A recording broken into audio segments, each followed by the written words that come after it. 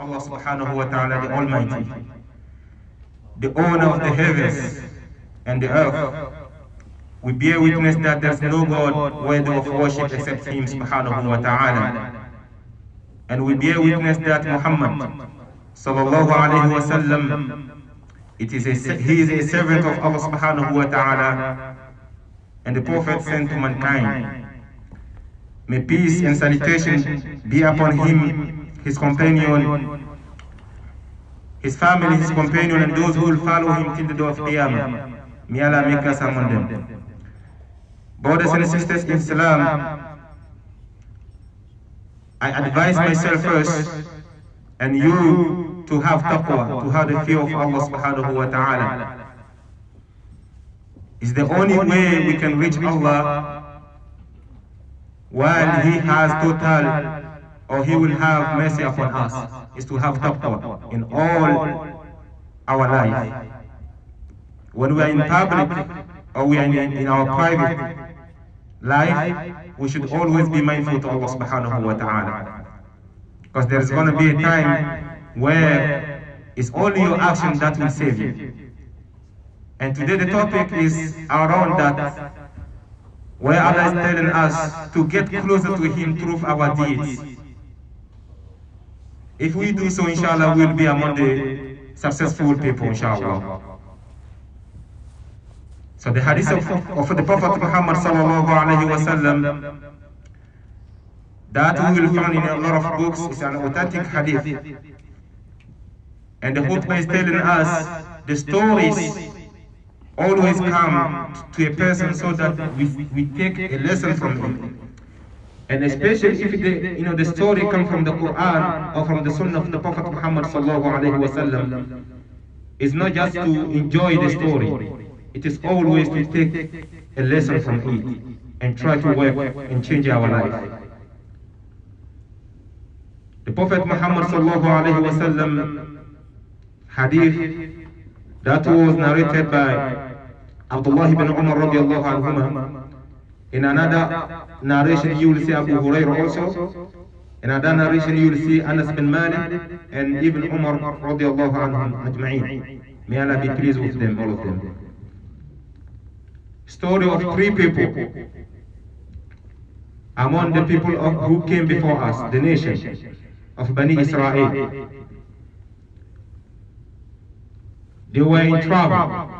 They were walking, and suddenly it started raining. In another narration, it started raining and it is night.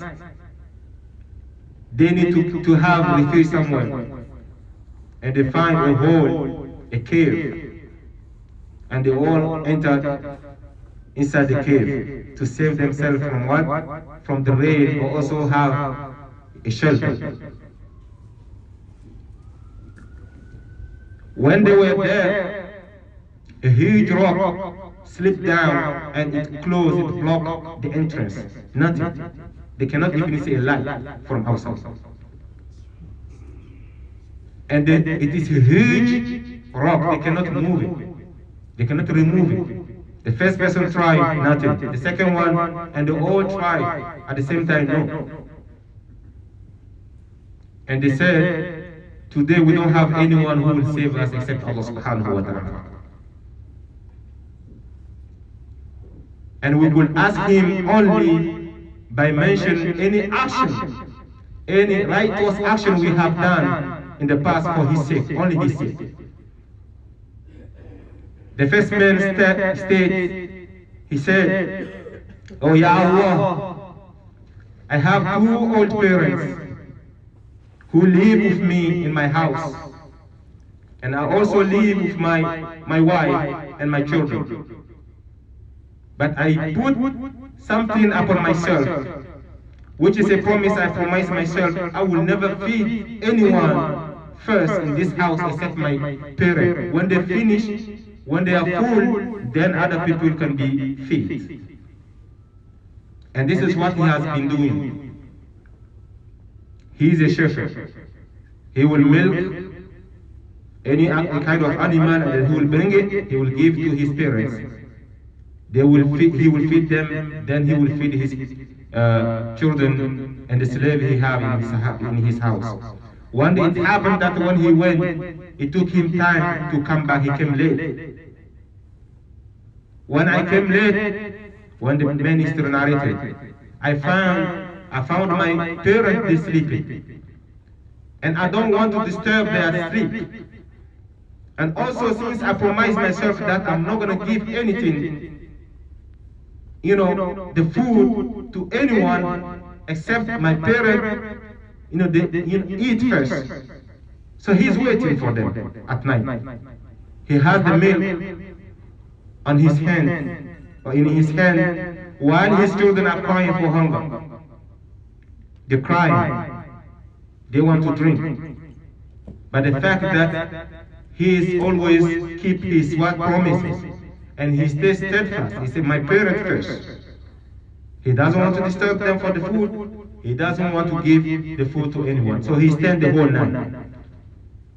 He did not tell himself, since I'm working tomorrow, let me just go also sleep. No, he's waiting. The moment they will just wake up, then he will give them their food. At the same time, the children are crying out of hunger. But he doesn't look at them, only the parents.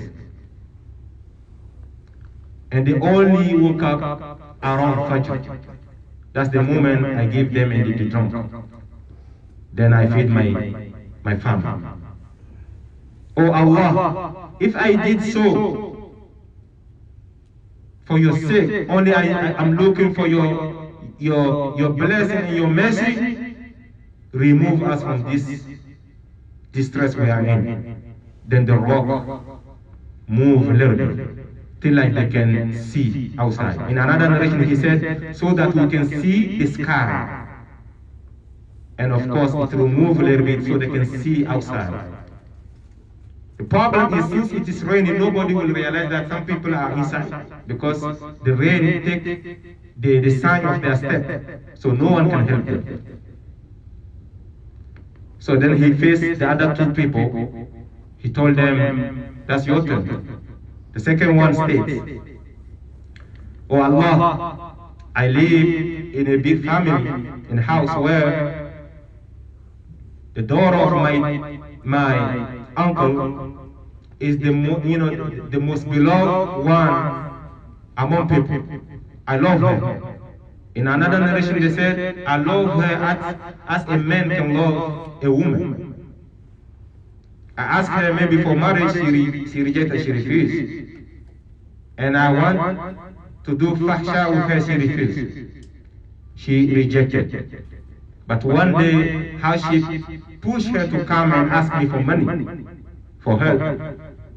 And I told her, the only way I can help you is when you let yourself so that I commit zina with you. And she refused, and she went back. She couldn't find anything, she came back. And she argued. I gave her money. The moment we find ourselves only between me and her, except you, Allah subhanahu wa ta'ala, the moment we are in a situation where a husband and his wife can stay, she look at me, she say, Ya Abdullah, O slave of Allah, ittaqillah, fear Allah, and do not break the seal that Allah has put, except with what? With marriage. Except with what? Unlawfully, meaning that don't break the seal unlawfully, without any act ziwa, without what? The marriage. And I just stand up. I gave her that money and I just left. I did not take back my money.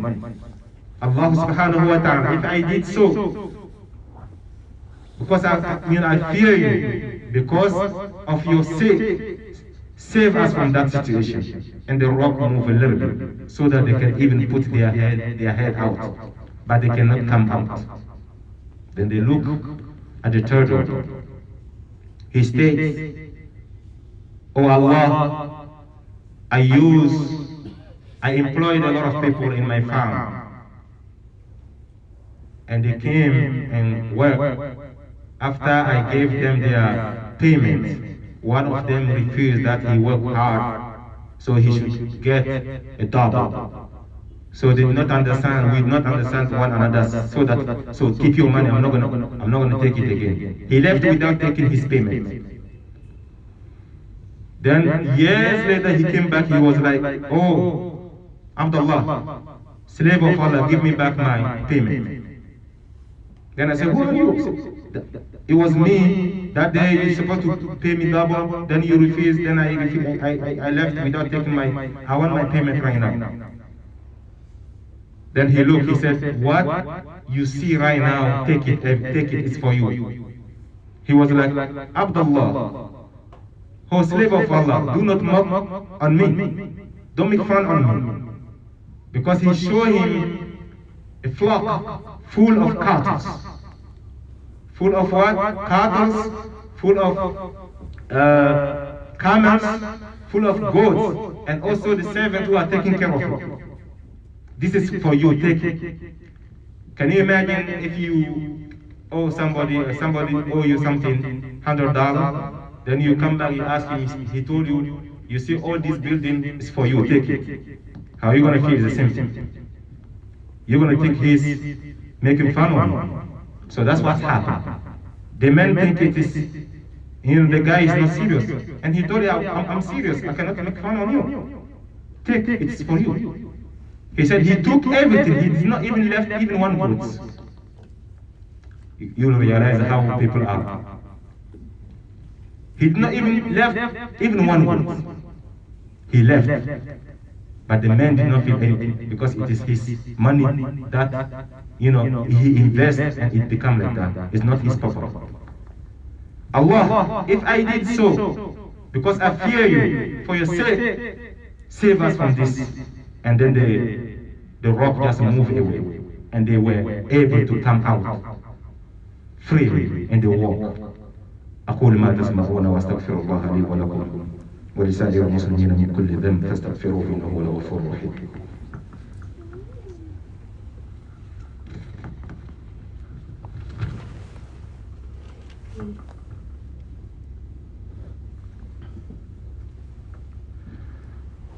الحمد لله الذي أنزل على عبده الكتاب ولم يجعل له عوجا والصلاة والسلام على نبينا محمد وعلى آله وأصحابه الأخيار وسلم تسليما كثيرا.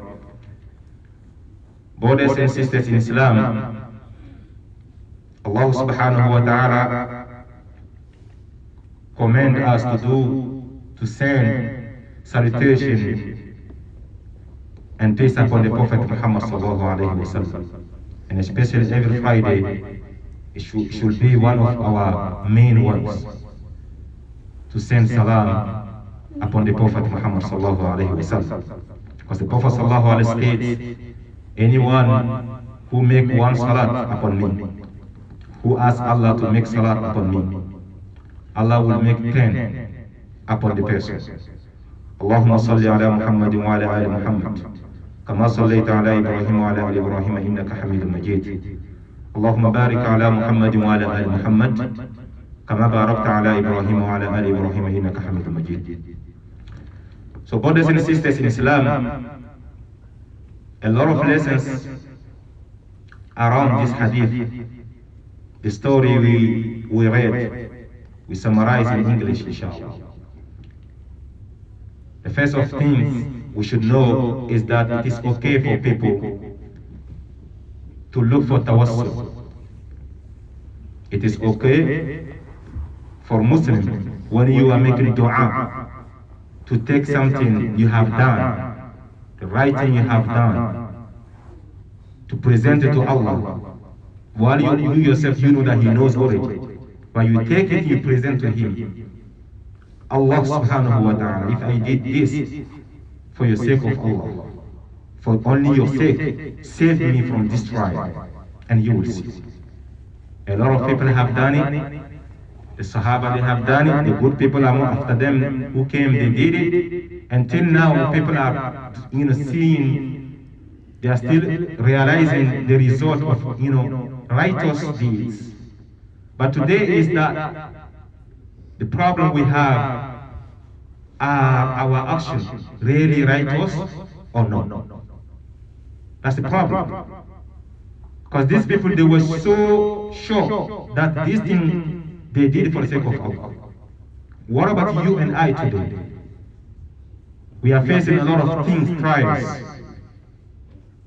We live in fear. Certain things that used to be normal become things of fear. You are standing with your friend who sneezes, you run away. You just hear somebody in the line coughing, after salam alaikum, pop, you run away.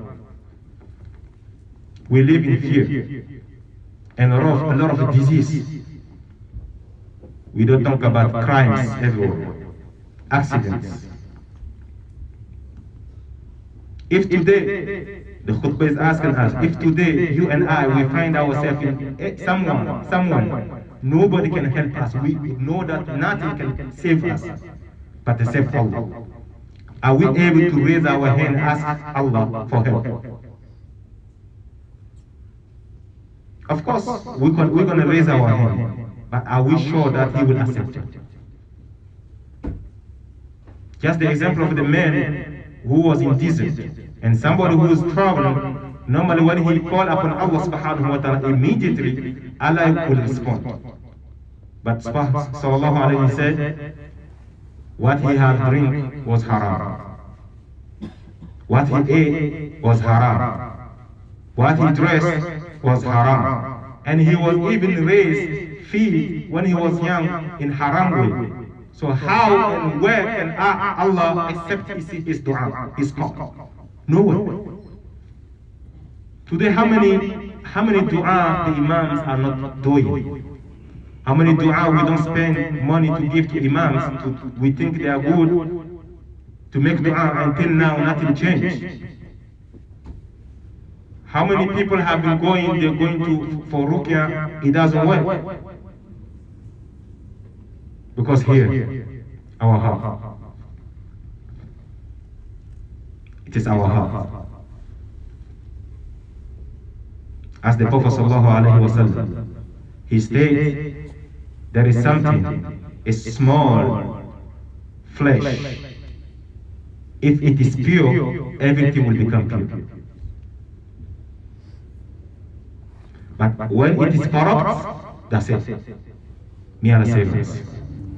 But as today we all suffer, and we need to raise our hand and ask Allah for help, especially the Muslims. We always saying that for the whole world to be in tranquility and peace, it has to start from us.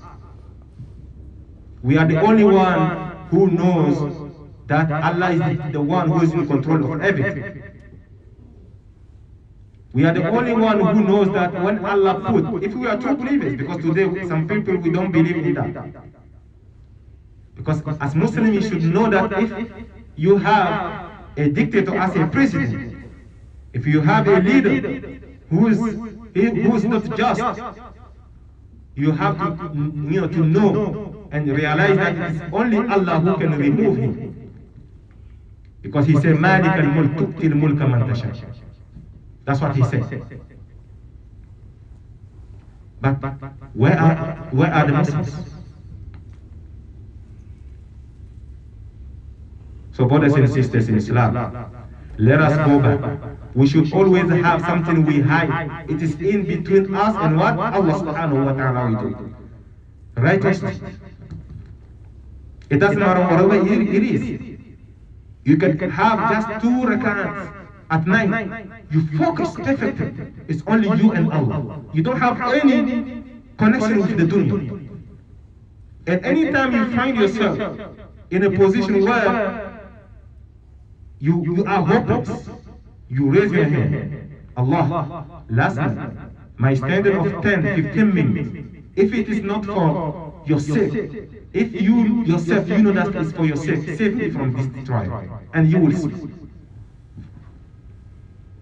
It doesn't make sense if we still behave bad and we go and we feed other people who are wearing, 3 pieces, claiming that they are awliya. It doesn't make any sense. So wasila, to pass through something and ask Allah for help, it is halal. But today, there are some people also who pass through like that and they fell in bidah and sometimes in major shirk. Yeah, may Allah protect us from that. Because we have some people who will go, starting with that even. We all know that the Prophet ﷺ, when he raised his hand, before even he stayed, Allah already accepted his dua. But it is haram as a Muslim to raise your hand and ask the Prophet ﷺ to help you today. If he was alive, if he is alive, you can go and ask him. That's the reason why when you go for the visit in Medina, he has his grave, where his Sahaba, the two Sahaba, Bakr and Umar, they were buried. You have to make salam on them and then ask Allah to reward them for that what they have done, but you don't ask them anything. Of course, you will see some people, they will try to ask, oh ya Nabi Allah, but the security are always there, they will just push them. Haji, move. What the Sahaba did, anytime they visited him in his grave of the graveyard, they make salam as we know how to say, and then they will face the Qibla. When you face the Qibla, you have your back to the Prophet ﷺ graveyard. It's just not like you face it and you ask Allah for help. Some people, today, people will say, Bijahi Rasulullah. It is bid'ah. As Muslims, we should always try to control our tongue. Our love for the Prophet Muhammad ﷺ shouldn't take us, to that level where we will consider him, even, when he's dead already, like someone who can make in the place of Allah subhanahu wa ta'ala what other people did. Alhamdulillah, the Prophet sallallahu alayhi wa sallam, this is the deen, the only deen where even when he is going to bathroom, they taught us what he's doing, how he's saying. Till the relation he had with his wives, they told us nothing is hidden from us. So we shouldn't fail in all those kind of things. Asking for Bijahi Rasulullah, it is haram as Muslims. You can say, for the fact Allah subhanahu wa ta'ala, for the fact that I'm following the way of the Prophet sallallahu alayhi wa sallam, save me in this. Another thing is people also consider some people like they are awliya, so they even mention their name during the dua. It is haram as Muslims. Wasila is had to come from you, from yourself, for you to live a sin where you can do, nobody will ask you anything, you leave it, come and face Allah and ask Allah for help.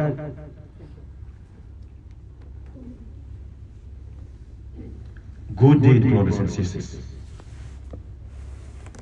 We will see also in this hadith how we will realize that certain situations will lead our sisters and a lot of people in sins.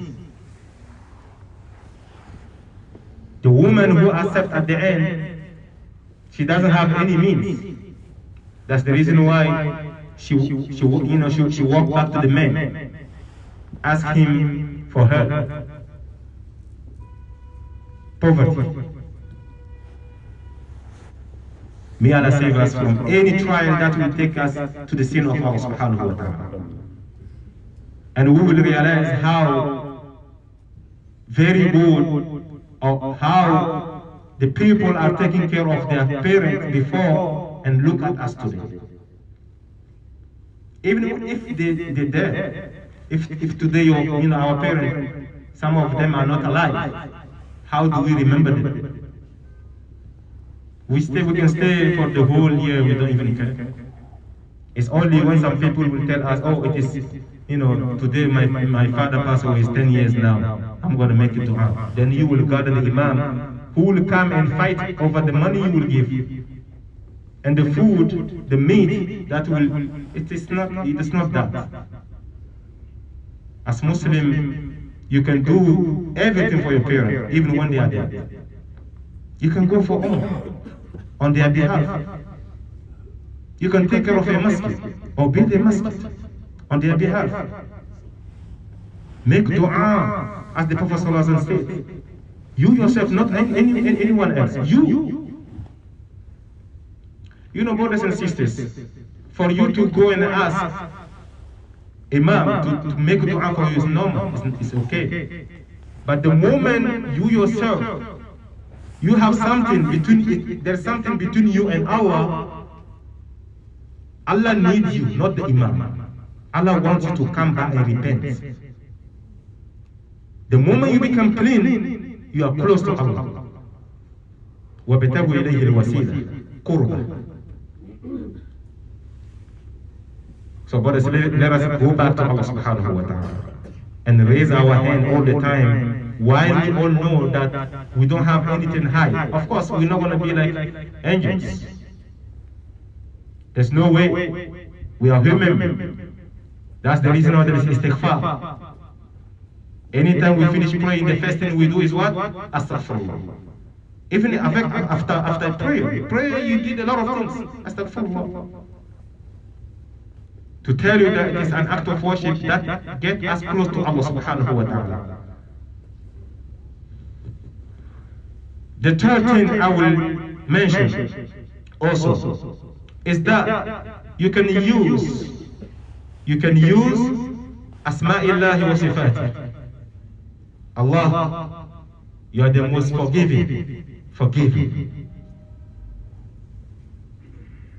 Oh Allah, you are the one who is giving power. We are suffering in the hand of this leader. You can make the dua so that Allah change him with somebody who will be good. But all those kind of things we're going to spend our time talking about, it's not that. When we come back to Allah subhanahu wa ta'ala, we will see Allah in front of us. So let us be mindful. We can say that it is also a way for us, opportunity for us also to let everybody know. When you give sadaqah, it is an act of worship. Do it for the sake of Allah. And after then, it is the best moment for you to raise your hand and ask Allah for what? For anything you want in this dunya. The man who feed his parents and he stand, the children are crying, he not feed them. Why? He can just go and sleep, there's no problem. He can give them the children their milk. When the parents will wake up, they will drink, there's no problem. But he was constant in what he is doing. It's a lot of people we know, they are trying their best. When it comes to some people are holding, you will see people, they are taking care of the whole family. Nobody even knows that they are the one who is doing it. Things like that, you wake up at night, you ask Allah, Allah, I'm doing this for a long time. Save me from this, from this, from this. There are people who are taking care of masajid, and we all know how struggle we have in our masajid today, especially where the building is not owned by us. We have to pay rent, the water, connection. In some masajid you will see a person will just take care of the light, the connection. He's the one who is taking care of that, and nobody knows. This is called khabira. This is between you and Allah, nothing. A brother just came last time and he saw how we use the machine to clean. It wasn't good, and he decided to buy. He bought it and he brought. Nobody knows anything. Anything they use that machine and the masjid is clean, he will always have his reward till the day of Qiyamah.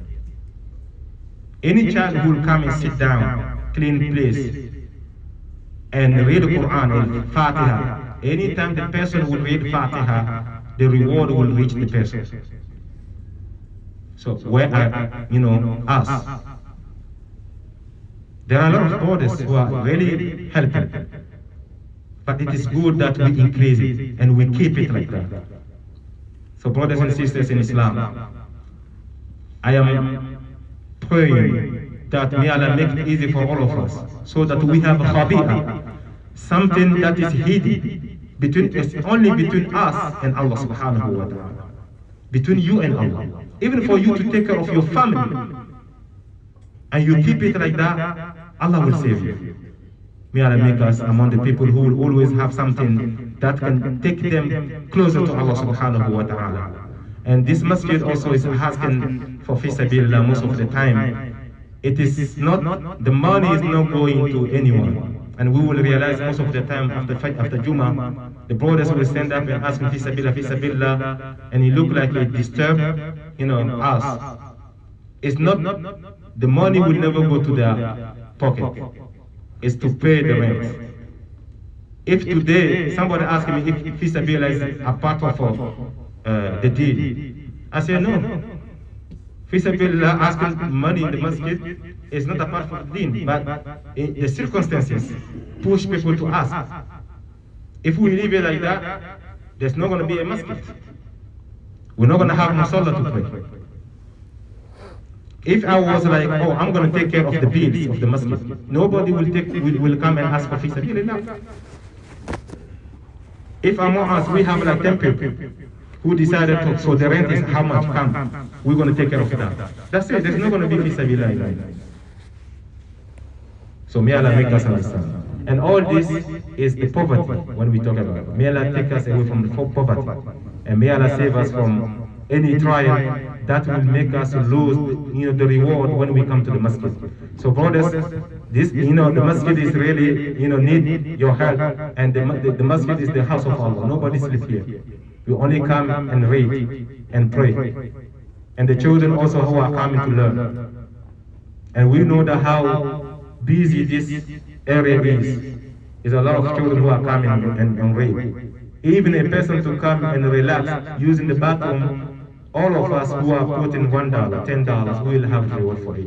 So may Allah make us understand. ربنا تقبل منا إنك أنت السميع العليم تب علينا إنك أنت التواب الرحيم اللهم يا حي يا قيوم برحمتك نستغيث أصلح لنا شأننا كله ولا تكلنا إلى أنفسنا طرفة عين ربنا لا تزغ قلوبنا بعد إذ هديتنا وهب لنا من لدنك رحمة إنك أنت الوهاب اللهم ربنا آتنا في الدنيا حسنة وفي الآخرة حسنة وقنا عذاب النار اللهم أحسن عاقبتنا في الأمور كلها وأجرنا من خزي الدنيا وعذاب الآخرة اللهم أعز الإسلام والمسلمين اللهم أعز الإسلام والمسلمين اللهم أعز الإسلام والمسلمين وأذل الشرك والمشركين والكفر والكافرين ودمر أعداءك أعداء الدين وانصر عبادك الموحدين في كل مكان اللهم لا تدع لنا ذنبا إلا غفرته ولا هما إلا فرجته ولا دينا إلا قضيته ولا مريضا إلا شفيته ولا ميتا إلا رحمته ولا ولدا إلا أصلحته ولا فقيرا إلا غنيته ولا غنيا إلا باركته